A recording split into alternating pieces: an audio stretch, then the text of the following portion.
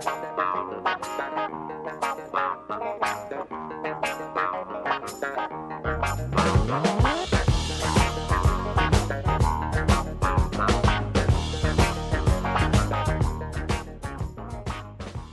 morning, everyone.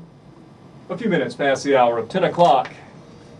Here at WLEZ, Easy 100.1, Jackson's true and only community radio station. I'm Jack Chris. This is Profiles Mississippi Radio, which hopefully you listen to every Tuesday at the same time slot, 10 to 11. It is an offshoot of our magazine, Profiles Mississippi, which you can read more about at www.profilesms.com. And we are furiously working on a new issue, even as the print world crashes around us. In the studio with us today, as I've been promoting on Facebook, which has become the new free advertising. I'm waiting, when the day comes when you're going to be charged for having something on Facebook.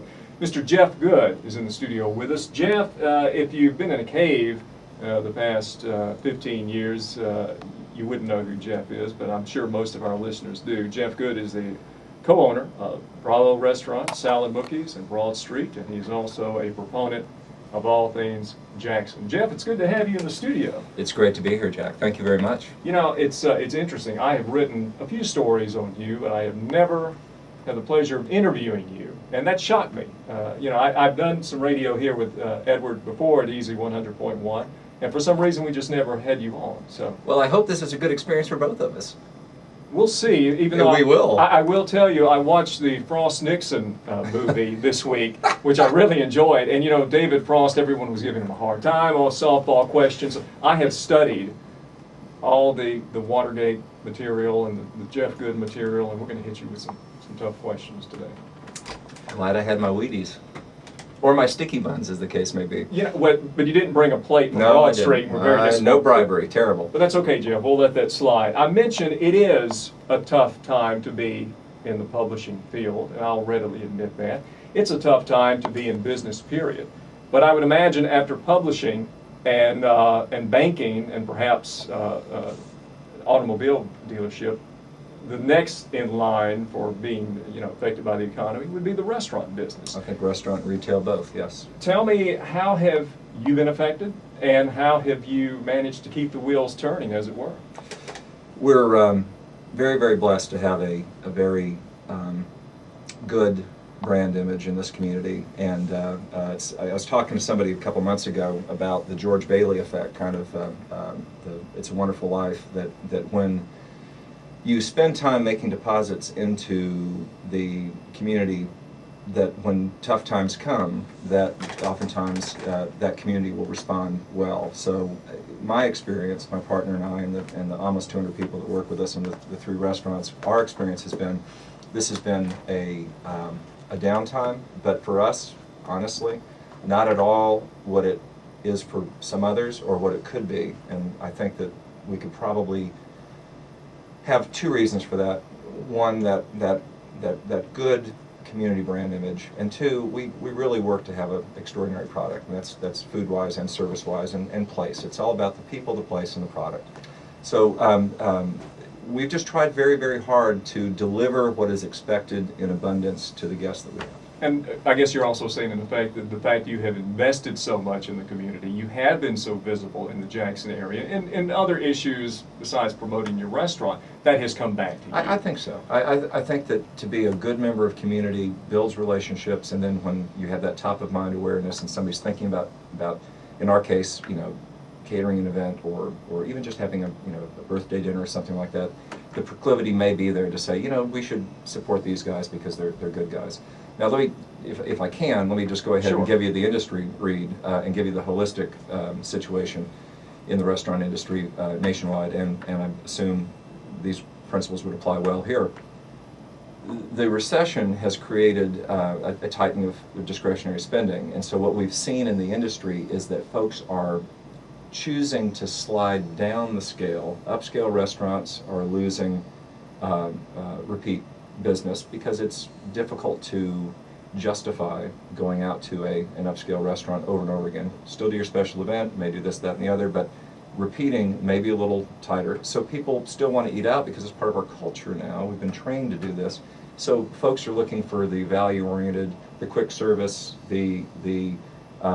I can get a good deal and I can get a good meal and I can do that a couple times. So what we're seeing is a concept like Broad Street, a concept like Salamukhi's, very, very family friendly, very, very generous portions, very, very quick and easy. Yeah. Very strong continued business there, and I think you see that same thing if you look across the landscape with some of the family chain restaurants and the delis and the like. Strong results there. The upscale restaurants and Bravo would be a part of that. We're really having to get creative and really have to market ourselves well, and again, deliver in abundance when the folks come in. Give the experience that is expected when they come in. One thing I've noticed about your restaurants, Jeff, is that, while some business owners in these tough times might pull back a little bit, scale back, skimp, in other words, to be honest about it, you've taken the opposite approach. Yes. I mean, you turned made lemonade out of lemons with your recent experience at Broad Street. And you might want to tell our listeners what happened. You had what could have been a major business catastrophe, but you turned it into, you reinvented the restaurant, as it were. And we're about to do it again in this Tuesday, so this is a very timely conversation because we're going to be converting back. Broad Street Baking Company is located in Banner Hall. We opened 10 years ago, December of '98. Retail Bakery Deli Cafe. This is an amazing community center. This is a place where people would start their day to have business meetings, and pharmaceutical reps and sales reps would use our space as an office. We're one of the first people to offer Wi-Fi in the market. Wonderful coffee and pastries, and then lunch and etc. So those that are familiar with Broad Street know the vibe. Banner Hall had a major structural problem. We're built on the highest point in the city, outside of the observatory at Millsaps. We happen to be on some kind of a strange volcanic dome of sorts, but we have a... Oh, that's comforting. Yeah, it is. That's what somebody told me who actually had some geological background. They sent me this whole profile of the hill we're on. Bottom line, we have Yazoo clay under the building, and over the past, since '86, I think, when the building was built, this Yazoo clay has been mounting. It got to a point where it was going to cause structural damage. We had to remove the clay. This started March 1st. We've known this for a number of years, and my partner Dan, who is so great with metaphors, Dan Blumenthal. He said, the patient is sick.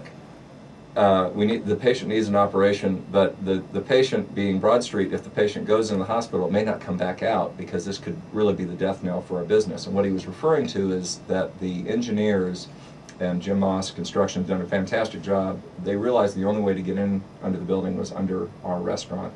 And to do that, they would have to close down one half of our dining room, remove our bathrooms, and get rid of our entire takeout counter and half of our registers.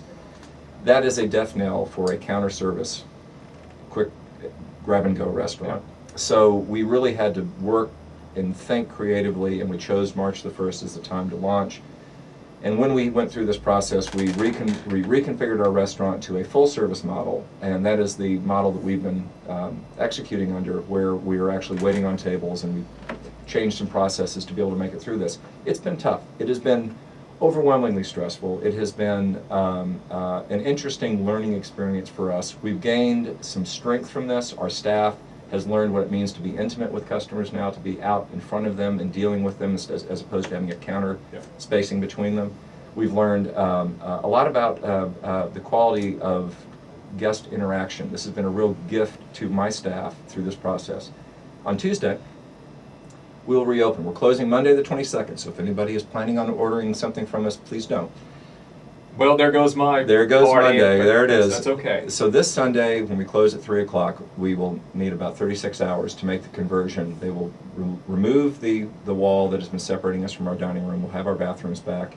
We will have all new counters. We're going to have some new seating areas. We're changing the whole restaurant as a welcome back. Here we are. And Tuesday morning at 7 o'clock, we'll reopen with this rebirth concept, and we will be going back to the counter service model.